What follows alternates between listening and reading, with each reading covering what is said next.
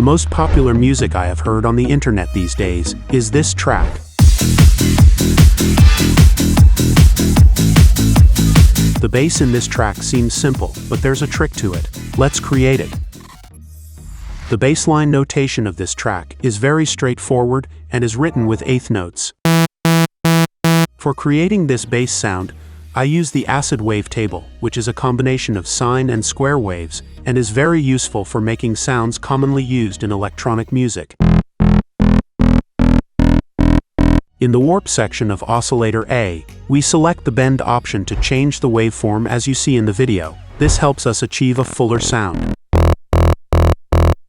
In the subsection, I select a square waveform and set the octave to -2 to make the final sound richer.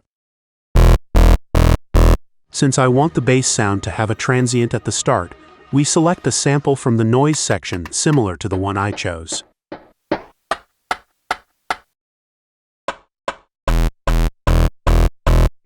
I don't change envelope 1 much, I just increase the release a bit so the sound has some decay. In this sound design, the FX section is the most important part of our work. The first effect I use is a cutoff filter, and I select the type LP24 to aggressively filter out the high frequencies. To control the filter's function, I use LFO1. Pay attention to this section and the shape of the curve I draw in the LFO.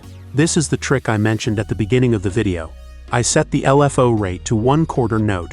The curve should have a downward shape but rise slightly at the end of the sound. When this pattern is repeated, it adds a nice groove to our rhythm. An important point to know is that if we set the LFO mode to trigger, it will loop continuously. However, if we set it to envelope, it will play from start to finish just once.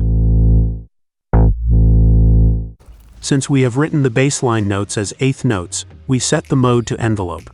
The smooth parameter adjusts the intensity of the LFO's effect.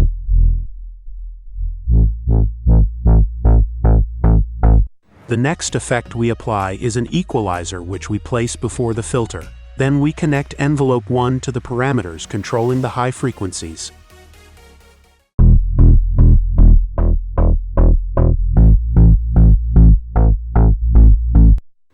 To control the dynamics of the sound, I add a multiband compressor after the equalizer, which smooths out the sound in the high and mid-frequency ranges.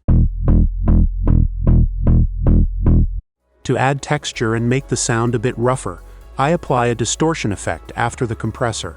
For this type of sound, distortion can produce great results.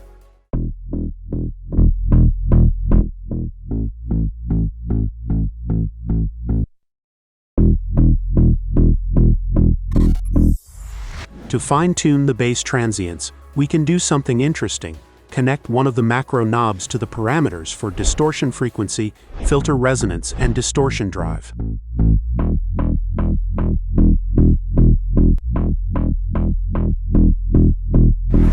To prevent low-frequency interference between the kick and bass, I don't use sidechain compression. Instead, I manually automate the equalizer. To do this, I set a low cut point on the equalizer and arrange the automation so that when the kick is heard, the equalizer cuts around 110 Hz. Once the kick ends, it goes down to around 20 Hz to boost the subbass. Using this method, the interference between the kick and bass is reduced, and you have more control over the amount of low-frequency cut on the bass in different parts of the track.